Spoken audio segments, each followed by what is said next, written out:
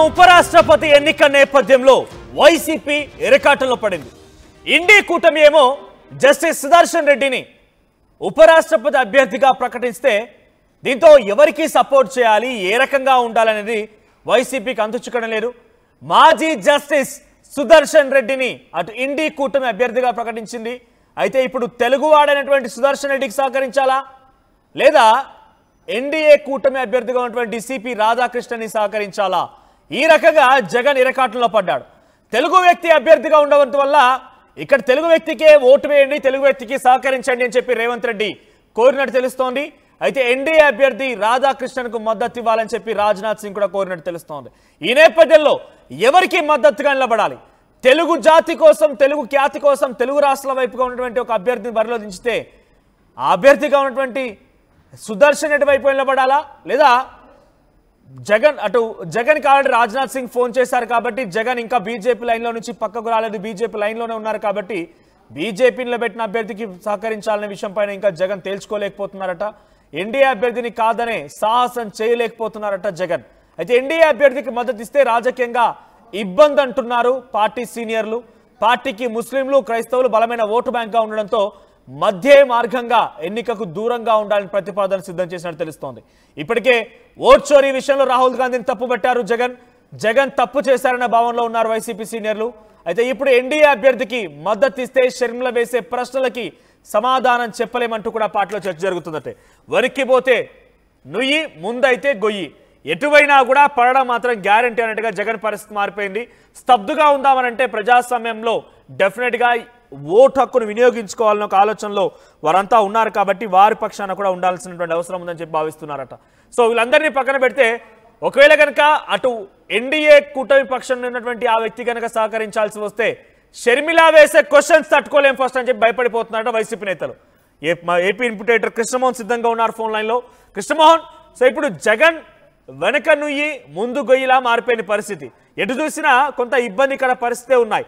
So ఒకవేళ BJP ప్రతిపాదించిన అభ్యర్థికి సహకరిద్దామనంటే పార్టీ లైన్లో ఉన్నటువంటి మనం దెబ్బతినిపోతాం, ముస్లింలు, మైనార్టీలు మొత్తం మనకు దూరం అవుతారు, సో ఈ ఓట్ బ్యాంక్ మొత్తం కొలాప్స్ అవుతున్న ఒక ఆలోచనలో వైసీపీ ఉంది.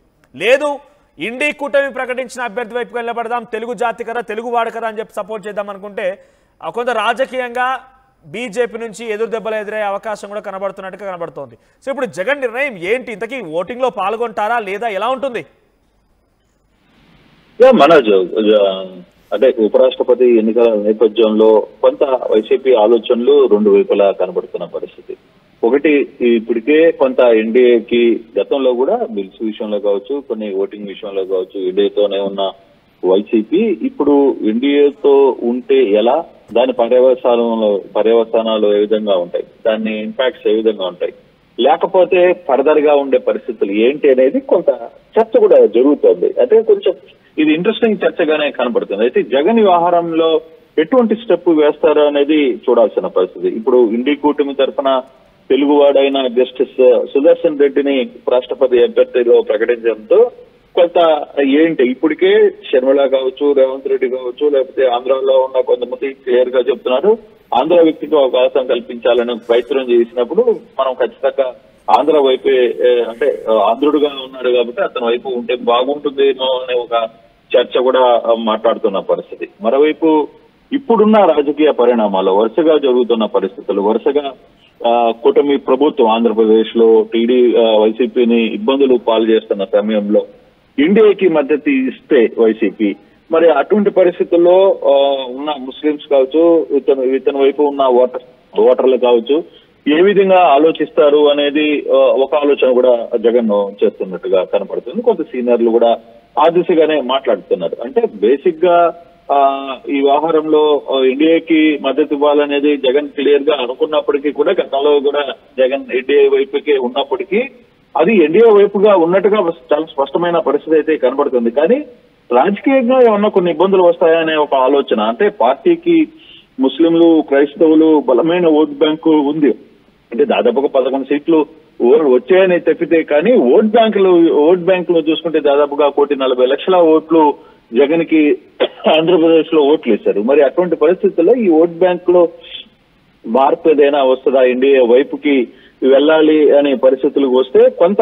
ఇబ్బందులు జరుగుతాయి అనేది. మరోవైపు ఓటు చోరీ విషయంలో కూడా రాహుల్ గాంధీ మీద కొంత తీవ్రమైన విమర్శలు చేసినప్పటికీ అక్కడ జగన్ తప్పు చేశారేమో అనే ఒక భావన కొందరు మాట్లాడుతున్నారు అనేది కొంత చర్చ జరుగుతుంది. ఇప్పుడు ఎన్డీఏ అభ్యర్థికి కానీ షర్మిల ఓట్లేస్తే అంటే జగన్ ఓటేస్తే షర్మిల రియాక్షన్స్ ఏ విధంగా ఉంటాయి ఆంధ్రప్రదేశ్ లో అనేది చూడాలి.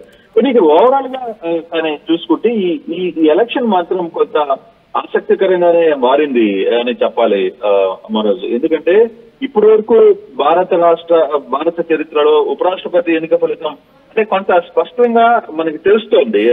2024లో సార్వత్రిక ఎన్నికల తర్వాత మారిన రాజకీయ పరిస్థితుల్లో తొలి పరీక్షగా ఇది నిలుస్తోంది ఉపరాష్ట్రపతి ఎన్నిక. ఎందుకంటే ఇప్పుడు వరకు వన్ సైడ్ గా జరిగిన నేపథ్యంలో ఇప్పుడు మాత్రం కొంత అట్లా ఏం జరగబోతుంది అనే ఒక చర్చ అయితే జరుగుతుంది. ఎందుకంటే ఉపరాష్ట్రపతి ఎన్నికల్లో లోక్సభ రాజ్యసభలో మొత్తం కలిపి 771 మంది ఓటర్లు ఉన్నారు.